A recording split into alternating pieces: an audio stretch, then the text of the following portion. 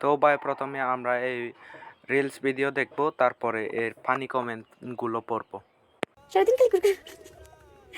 আসলে এটা নিয়ে কি করবো বলো, এখানেই থাকে। মানে একদম যখন কিনা চোখ ফুটে নাই তখন থেকে আমার এখানে আছে, এখন বড় হয়েও এখানেই আছে, মানে এখানেই ঘুমাবেও।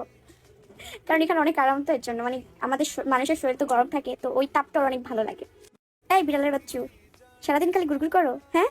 खराब शुरू करते हैं बिना किसी बकचोदी। তোমার জামাইরে আর কি দেবে? আমি মনে করেছিলাম অন্য কিছুর আরাম। बहुत तेज हो रहा है। ও তো সব খেয়ে নেবে। रहा नहीं जाता, तड़प ही ऐसी है ना।